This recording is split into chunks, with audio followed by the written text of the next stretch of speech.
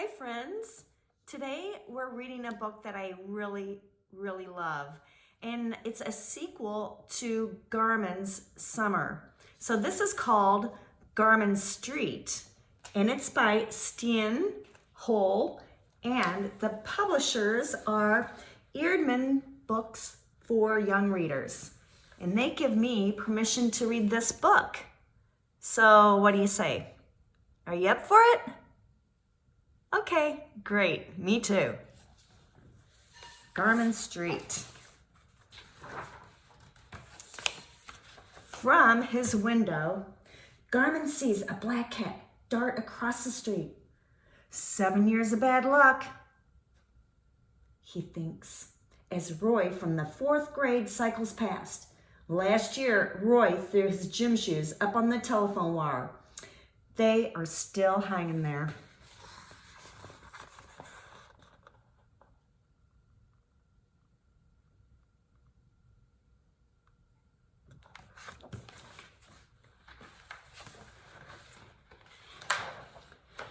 Roy from the 4th grade says that the stamp man is a monster, that he kills kittens. He puts them in a sack and drowns them in the bay at night, Roy says.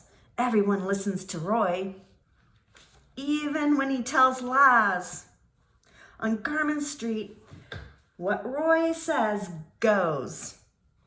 Roy is the president, the general, Congress, God, and basketball team's top scorer.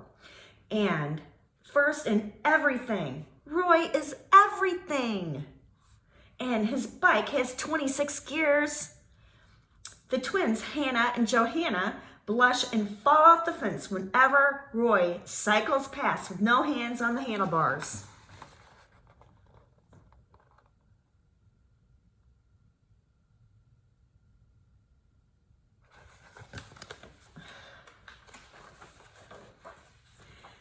The stamp man is an old mailman who lives at the end of Garmin Street. His basement is full of letters and his head is full of ideas, neither of which have been sorted. It's creepy going into the stamp man's overgrown yard, but his daddy always says life is never completely safe. Walking into the stamp man's yard is like entering a dark forest or going down the basement alone, thinks Garmin. But he has seen foxgloves and hound's tongue, which he needs for his flower book at school. So Garmin ventures in. Behind him, he hears a deep voice.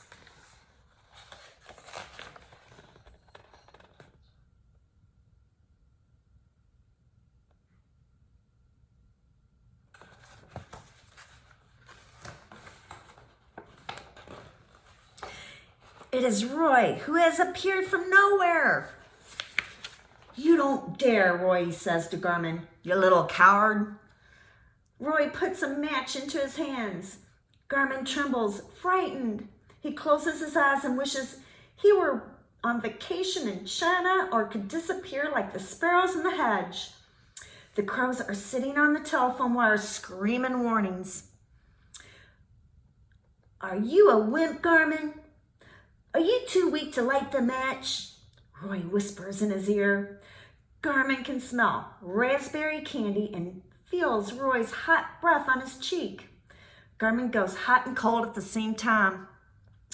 Only those who are really frightened can be brave, Daddy always says. But who can be brave when Roy is blocking the gate?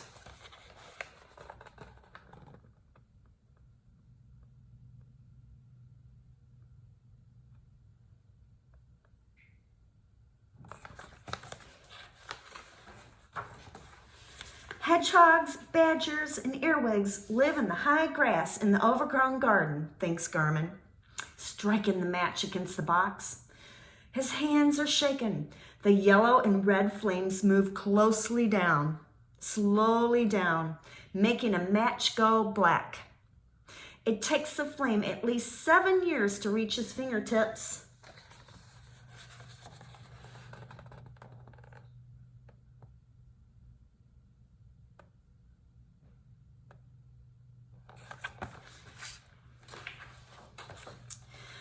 Garmin burns his fingers and drops a match. It falls to the ground. Before he can do anything, the dry grass has caught on fire. Garmin stops breathing. The crows fall silent, and Roy goes pale. The burning grass smells sweet and sharp. The fire crackles and spreads like lightning. Soon the flames are everywhere, and the sparrows in the hedge take to the air. "You did that," Roy says, and he's gone.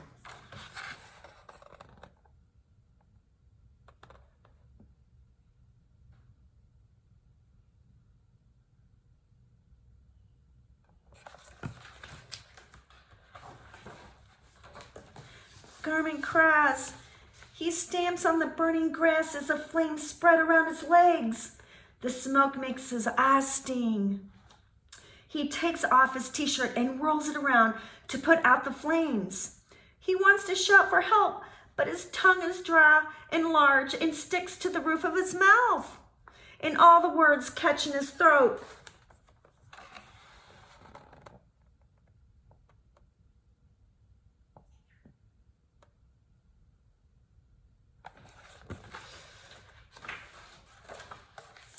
The stamp man has seen everything from the kitchen window, and now he rushes out shrieking. He grabs the hose and turns on the water. "Run and get help," he shouts to Garmin, and Garmin runs home. He runs across the street without looking. He feels as if he has lead in his shoes. His whole body aches and his stomach is tied in knots. He can hear his mother calling him from far away.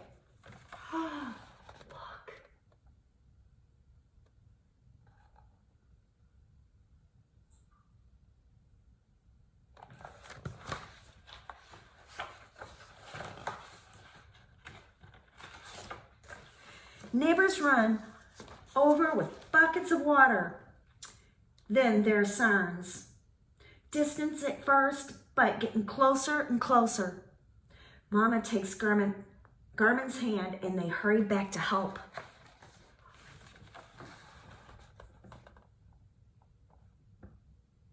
Yikes.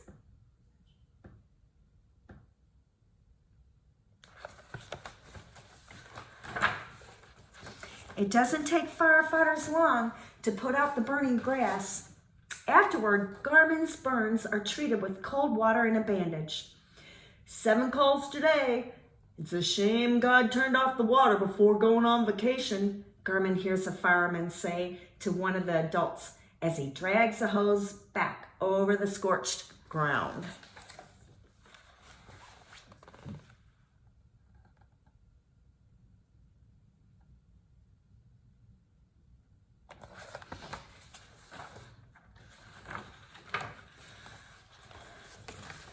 "At least she didn't scamper off," the stamp man whispers to Garmin when everything is over and all the neighbors have gone home. Garmin looks down at the ground. The old man puts the matches in his pocket without Mama seeing. Garmin is sweaty and dirty and his mind goes blank. The stamp man goes inside and locks the door.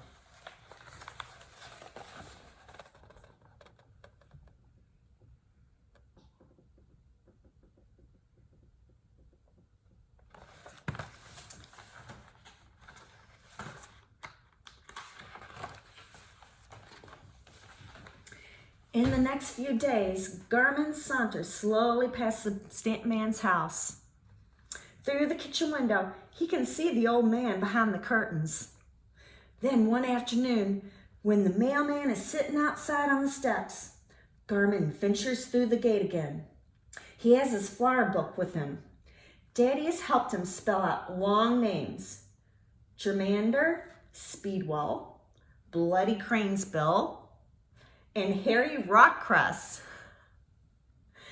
They have pressed and dried the flowers in the last volume of the encyclopedia between the letters of X, Y, and Z.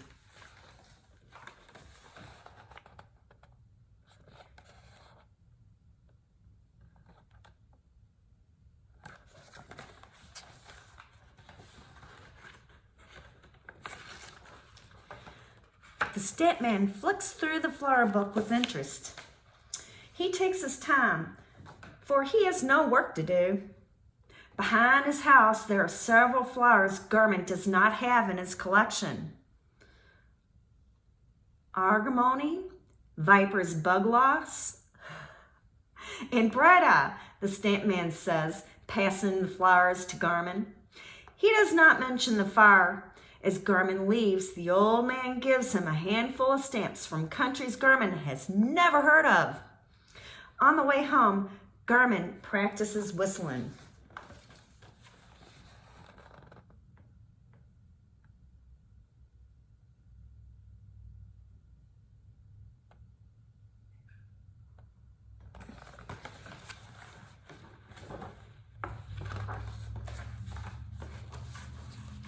Who are those letters for? Garmin asked one afternoon. Now he is not afraid of going in the gate and across the scorched lawn. The stamp man smiles and lifts his cat onto his lap.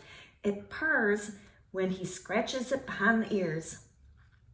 We're both collectors, Garmin, he chuckles, but says nothing about the letters. Just, they've been lying around for years. Not all letters reach their destinations. If you live to be 100, you'll get a letter from the president, Garmin replies.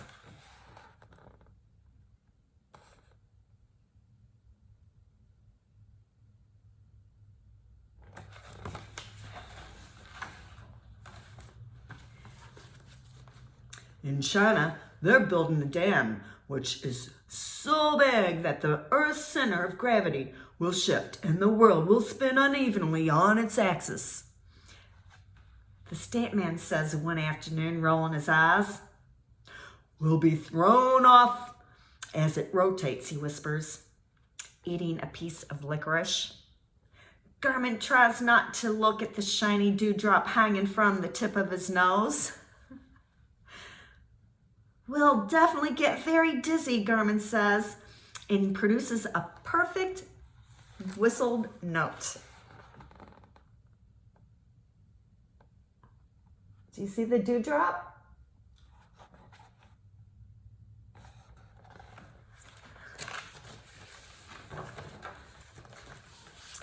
In the evening, Garmin puts all of his stamps in the large matchbox he keeps with his flower book under his bed. When his mother straightens the covers over him and strokes his cheek, he thinks about the big dam.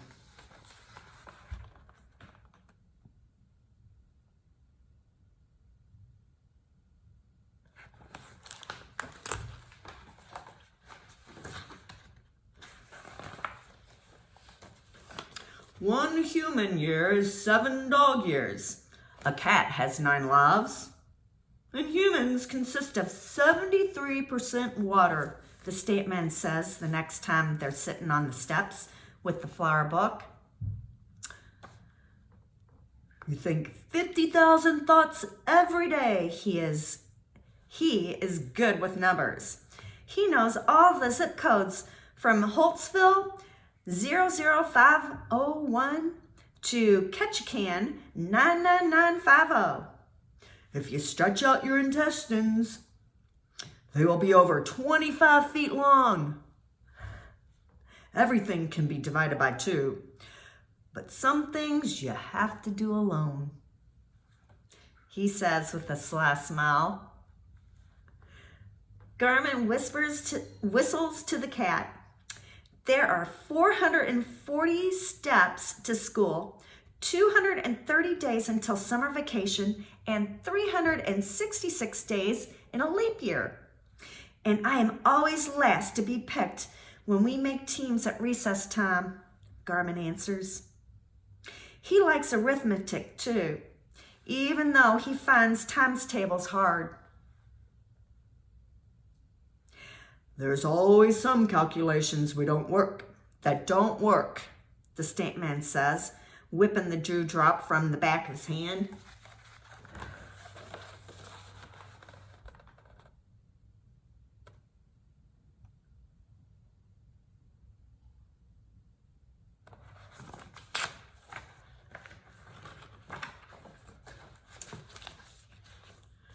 Research has shown that you will meet about 200,000 people in the course of the 30,000 days you can hope to live.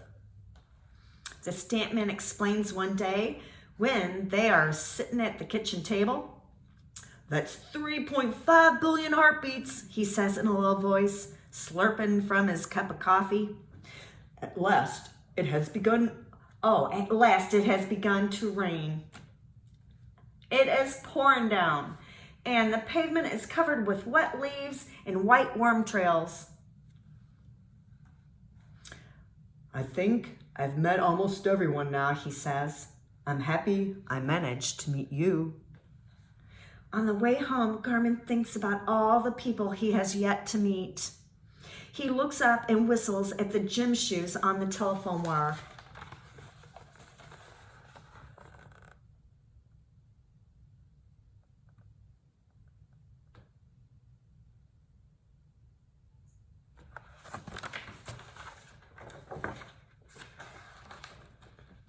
It is late autumn, and Garmin Street is quiet, apart from the crows gathering in the park and the leaf blower collecting all the brown leaves in one big heap.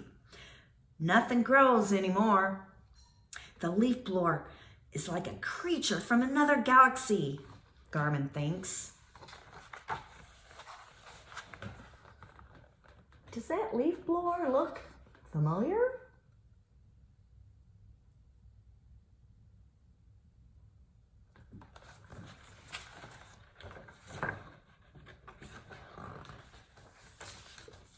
Roy from the 4th grade crouches over his bike and cycles past the Stampman's house.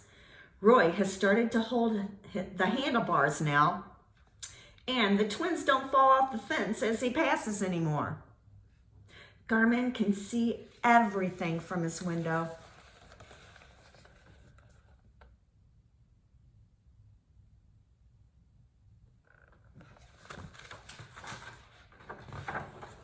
The end.